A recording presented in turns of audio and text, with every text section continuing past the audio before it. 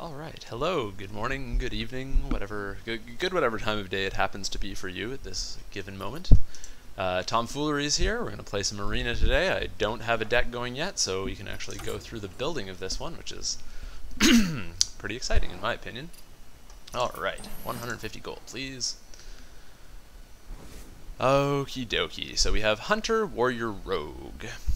In arena these days, I do very much enjoy Hunter. It's a lot of fun. I mean, all of these classes are not the strongest necessarily, but I'm much more. I'm willing to give credit to anything. They can absolutely. You can get 12 with any one of these things. Warrior probably being the hardest. So I think we're actually gonna go with the Hunter this time. Rogue just is really hit or miss. You just need like 8 eviscerates for your deck to be good. But yeah, Hunter's in an awkward spot these days because once upon a time you used to be able to build a fairly consistent beasts deck most of the time, but now every time they add in new synergies, you know, they add in a pile of dragons so that they can add in some dragon stuff, and they add in a couple guys that are decent with dragons. They do the same thing with mechs, add a bunch more cards that aren't beasts, and suddenly, you know, you're getting a beast every 4th pick, maybe, and even then it's like an angry chicken, so you're just... Anyway, bad news all around. So, we really just gotta try to jump into whatever synergy we get offered right off the start. So, we can either go the Beaglehorn, and... that's a good card. There are 2 fun mechs. Demolisher is really good. Not so much in Hunter, because he can't usually protect it all that well. But it is a really solid card if it decides to not hit the guy's face. This thing is insanely strong. And I think I might actually just try to dive in on the mechs right now, as opposed to the bow. I mean, the bow's a lot more consistent, so it'd probably be a lot more reasonable to take. Yeah, that goes with anything. Oh dear. Okay. This guy's utterly useless. This guy is essentially a bad 3-mana 4/3. Really bad 3-mana 4/3. I'm never going to be able to enchant this with anything. So let's take the Gurubashi Berserker and hope it doesn't get stepped on by a Stompy Kodo. Well, Gurubashi Berserker plus this thing is always a pretty funny combo, but I'm going to take the Sun Fury Protector. I imagine we'll end up with just a pile of minions, which makes this guy pretty mediocre, although the chicken is a beast, so there is that to consider. But, I don't know, this will just give us some protection for some stuff later on. Now we get pretty much the same choice again. Auctioneer, pretty iffy with Hunter.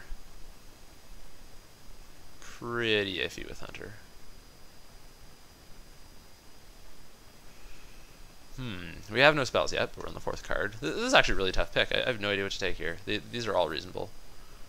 Auctioneer, we really don't have any insane synergies with. Like, the Hunter, Hunter's Mark is very good. I guess tracking goes well with it.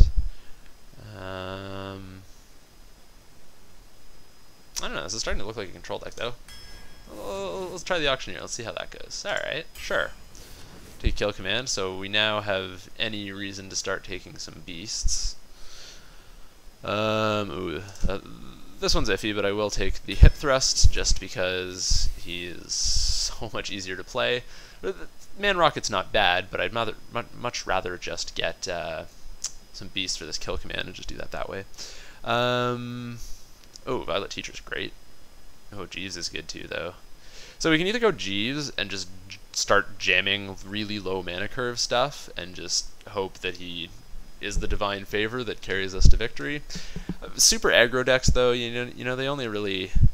If you go with a really good aggro deck, you're going to end 7-3. It's really... You can't get past just the insane value mages and stuff where you just... You know, your stuff's frozen until turn 7 and then it all gets flame striked and then you're just out of cards. So... we're definitely taking the Violet Teacher here, which is absolutely awesome, because it means we get to play Spell Hunter, which is always funny. Antique Healbot or Razorvan Hunter, I'll take the Razorvan Hunter, mostly because the 1/1 is a boar. Ooh, Yeti versus Harvest Golem versus Beast Crocolisk. So I don't care enough about the Beast synergy for the Crocolisk. We have some 3-drops. Yeti's not all that great in Hunter, though. you know, just playing a fat minion doesn't really strike my. Ooh. Alrighty, well, I mean, this is kind of a no-brainer. I'm definitely going to take Sylvanas. The sweetest thing ever. Nat Piggle is obviously a close second, and Nosdormu... I don't know, you pay mana for Nosdormu's ability, and it doesn't do anything, so yeah, I don't know why that card's so mediocre. Yeah, because like a 9-mana vanilla 8/8 isn't anything, and that's what he is. So, as far as the beast situation goes, we are doing very poorly for that right now. And we are Spell Hunter, so we're taking the Deadly Shot. Yep, what Spell Hunter would be complete without spell damage? I say and then instantly get offered an Ogre Magi. Yeah, no. Trog. I like Trog. Ooh, Cult Master. Ooh, okay. There's Piggy and there's Cult Master. Cult Master is crazy, especially in Hunter. It's yeah. When I finally get around to making some constructed videos, you'll see my my Token Hunter deck, which runs Cult Master in the spot that you would usually have used Buzzard in the past. But Buzzard is such a giant steaming pile now that Cult Master is actually insane. I mean, you can get some synergies in places that you couldn't otherwise. For example, this Haunted Creeper, you run it into something, it makes 2 Spectral Spiders. The Spectral Spiders aren't beasts, so you couldn't even have drawn cards off that with the Buzzard. And also, you can still Hounds plus Cult Master, and it's still 1 mana earlier than Hounds plus Buzzard right now. So all of that is insane. Either way, I'm taking this Haunted Creeper. That is what we want. How are we doing on the dragon front? I believe we are dragonless. Yes, not surprisingly, we are not a dragon hunter. So we're getting pretty heavy on the 3-drops.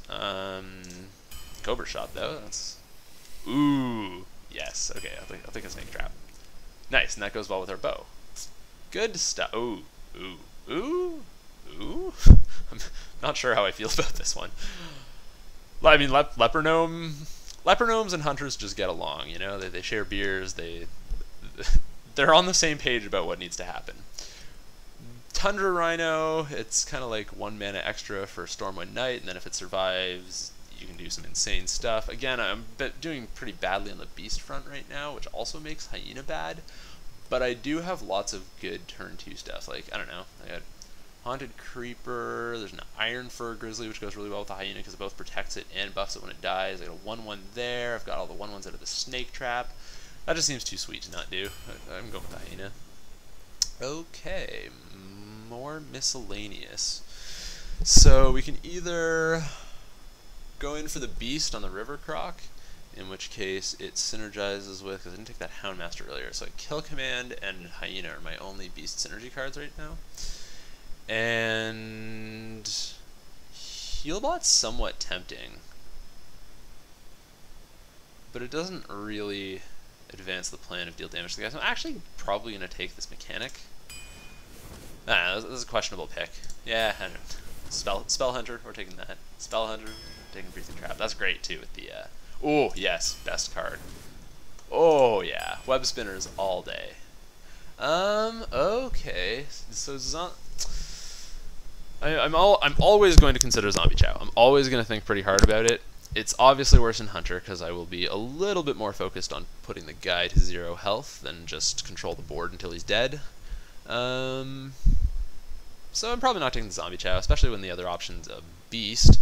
Although the Fen Creeper is actually somewhat tempting here, because Jungle Panther's pretty so-so. And Taunt does really, really well in aggressive decks. But I am going to take the Jungle Panther. Explosive Trap. This deck is actually going to be very funny. This one should be fun. Ooh, yeah.